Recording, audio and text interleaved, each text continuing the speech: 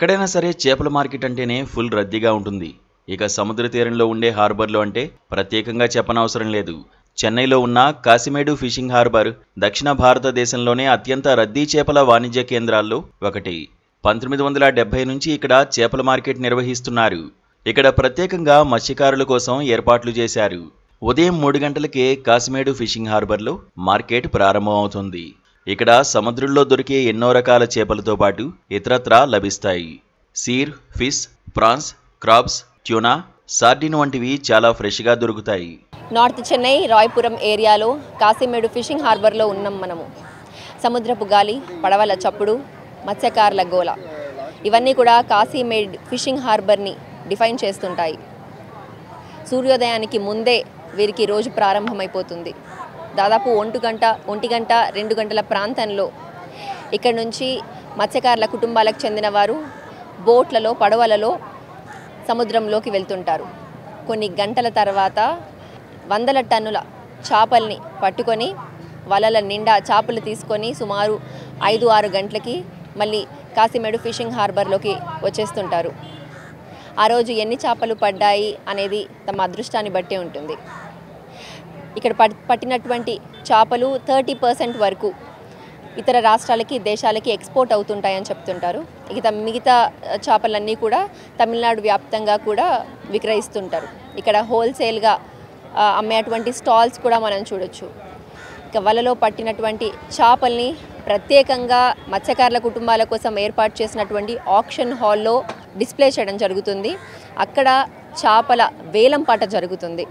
అంటే ఒక చేప ఎంత ఎక్కువగా అమ్ముడుపోతుందనేది ఆ రోజు వచ్చేటువంటి కస్టమర్స్ పైన డిపెండ్ అయి ఉంటుంది. దాదాపు 200 టన్నుల చేపలు ఒకరోజు పడతాయని కూడా ఇక్కడ చెప్తున్నారు. ఈ కాసిమేడు దాదాపు కొలోనియల్ టైం నుంచి కూడా మత్స్యకారుల కుటుంబాలు ఈ ఏరియాలోనే సెటిల్ అయ్యారు. ఇక ఎంజీఆర్ టైంలో ఈ కాసిమేడు ఫిషింగ్ హార్బర్కి శంకుస్థాపన జరిగింది. దాదాపు 1980s నుంచి కూడా ఇక్కడ యాక్టివిటీస్ అన్నీ ప్రారంభమైపోయాయని చెప్పొచ్చు. వీరికి ఖర్చు కూడా ఎక్కువగానే ఉంటుందని చెప్పొచ్చు. వారికి ఉండే అటువంటి బోట్స్, మెకనైజ్డ్ బోట్సే కావచ్చు, మోటార్ బోట్సే కావచ్చు, వాటికి కావాల్సిన ఖర్చులు, అలాగే ఓనర్స్ ఎవరైతే ఉంటారో వారు మత్స్యకారులకి జీతం ఇవ్వాల్సి ఉంటుంది. అది మాత్రమే కాదు, బోట్స్కి కావాల్సినటువంటి ఇంధనం, ఐస్, వల ఇవన్నీ కూడా వారి ఖర్చులు అని చెప్తున్నారు.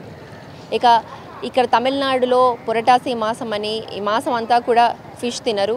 ఆ టైంలో వారి బిజినెస్ కూడా కాస్త తక్కువగానే ఉంటుందని చెప్తున్నారు. అది మాత్రమే కాదు, అమావాస్య రోజులలో, ప్రత్యేక పండుగ రోజులలో కూడా ఇక్కడ బిజినెస్ చాలా తక్కువగానే ఉంటుందని చెప్తున్నారు. అది కాకుండా మిగతా రోజుల్లో, నార్మల్ డేస్లో అయితే దాదాపు 50,000 నుండి ₹1,00,000 వరకు కూడా బిజినెస్ చేస్తామని చెప్తున్నారు. దాదాపు ఇక్కడ 1,500 బోట్ల వరకు మనం చూడొచ్చు. అవన్నీ కూడా సముద్రంలోకి వెళ్ళి రకరకాలైనటువంటి చేపలు, సీర్, సార్డిన్స్, క్రాబ్స్, పీతలు, రొయ్యలు, ఇంకా ఎన్నో రకాలైనటువంటి ఫిషెస్ అన్నీ కూడా తీసుకొచ్చి ఇక్కడ వేలం పాటలో కొన్ని సిటీలోని మార్కెట్స్లోకి, మరికొన్ని ఇతర రాష్ట్రాలకి, దేశాలకి కూడా ఎక్స్పోర్ట్ చేస్తుంటారు. చాలామంది మత్స్యకారులు బ్రిటిషర్స్ టైంలోనే వచ్చి ఇక్కడ సెటిల్ అయ్యారు. ఫిషింగ్ అనేది వారికి జీవనాధారం. కాసిమేడు ఫిషింగ్ హార్బర్లో ఫిషింగ్ చేసి వారి ఫిషింగ్ అనేది వారి ఫ్యూచర్ అని చెప్పొచ్చు. ఏప్రిల్, మే, జూన్ ఆ మాసంలో ఒక 61 రోజులు ఫిషింగ్ అనేది బ్యాన్ చేస్తుంటారు ఇక్కడ తమిళనాడులో. ఆ సీజన్ని బ్రీడింగ్ సీజన్ అంటుంటారు. చేపల బ్రీడింగ్ టైం కనుక చేపల్ని పట్టడం వారు తప్పుగా భావిస్తుంటారు. చిన్న చిన్న చేపలు ఏవో పట్టుకోవడానికి వెళ్తుంటారు. అప్పుడు కాస్త రేట్ ఎక్కువగానే ఉంటుందని చెప్తున్నారు. ఇక ఆ 61 డేస్ వారికి జీవనోపాధి కూడా చాలా కష్టంగానే ఉంటుందని చెప్తున్నారు. మిగతా రోజుల్లో ఎర్న్ చేసుకున్నవి, సంపాదించుకున్నవి ఆ రోజుల్లో కాస్త కూడబెట్టుకొని యూజ్ చేసుకుంటారని కూడా ఇక్కడ మనకి మత్స్యకారులు చెప్తున్నారు.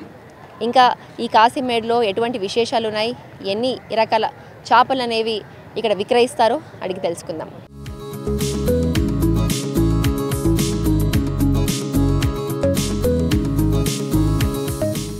కాసిమేడులో మత్స్యకారులు కొందరు ఏళ్ల నుంచి వ్యాపారం చేస్తున్నారు. సముద్రంలో పట్టిన చేపలు తీసుకువచ్చి కాసిమేడు హార్బర్లో విక్రయిస్తుంటారు. హార్బర్లో మొత్తంగా రోజు ₹5 కోట్ల వరకు వ్యాపారం జరుగుతుందట. உங்க பேர் சொல்லுங்க. ஷாய் சங்கர்மா. இங்க எத்தனை 40 இயர்ஸ் பிஸ்னஸ் பண்ணுறேன். எவ்வளோ பிஸ்னஸ் நடக்குது? இங்கே போட்டு ஓனர்லாம் சேர்ந்தா ஒரு 5 கோடி போவோம். 5 கோடி பிஸ்னஸ் நடக்கும். சில்லற பிஸ்னஸ்னால் ஒரு 50 லட்ச ரூபா சில்லற வியாபாரிங்க. ஓகே.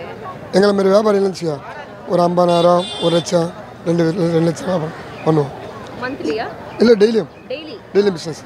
ஆனால் சண்டே மட்டும் கொஞ்சம் ஸ்பெஷலாக போவோம். ஓகே. இந்த சண்டே மாலை அமாவாசைல மாலை கொடுக்க எந்த மாதிரிலாம் யாரை கோச்சு சாப்பிட மாட்டாங்க, கொல்ல மாட்டாங்க. ஃபிஷர்மேன் இதில் ரொம்ப பேர்லாம் வெளியிடத்துல வந்து சாப்பிடுவாங்களா, அதான் ஒன்று சாப்பிட்டு இருப்பாங்க. அதனால் கொஞ்சம் டல்லாக போகுது ரொம்ப. வீக் டேஸ்ல எப்படி போகுது? மீதி டேஸ்லாம் சும்மா அது இப்போ கம்மியாக போகுதுன்னா அது ஒரு மடங்கு எக்ஸ்ட்ரா ஆகும், அது மேலே எக்ஸ்ட்ரா ஆகும். ஒரு மடங்கு ஒரு மாரி போகும். சண்டேனா நல்லா నార్మల్ సాపర మీద నల్ల బిజినెస్ ఓవర్ పోవు. ఇక్కడికి పర్యాటకులు కూడా వస్తున్నారు. పెద్ద సంఖ్యలో వ్యాపారం జరుగుతుండడాన్ని చూసి ఆశ్చర్యపోతున్నారు. తక్కువ రేటుకే మంచి చేపలు దొరుకుతున్నాయని అంటున్నారు. ఇక్కడికి రావడం మంచి ఎక్స్‌పీరియన్స్ ఇచ్చిందని సందర్శకులు చెబుతున్నారు. Like this is my first time, so I have visited here. There are so many fishes. This is the first time I'm seeing so many people here selling a lot of fish here. So ఇదే మేము అందరూ first time వచ్చేది. మేము actually marathon పోయి ఇక్కడ ఊరికే sight seeing కోసం వచ్చాము. సో వచ్చినాక మళ్ళీ ఫిష్ తీస్తామని చూస్తే మా దగ్గర సో మేము తినేసి వెళ్ళడానికి ప్లాన్ చేస్తున్నాం.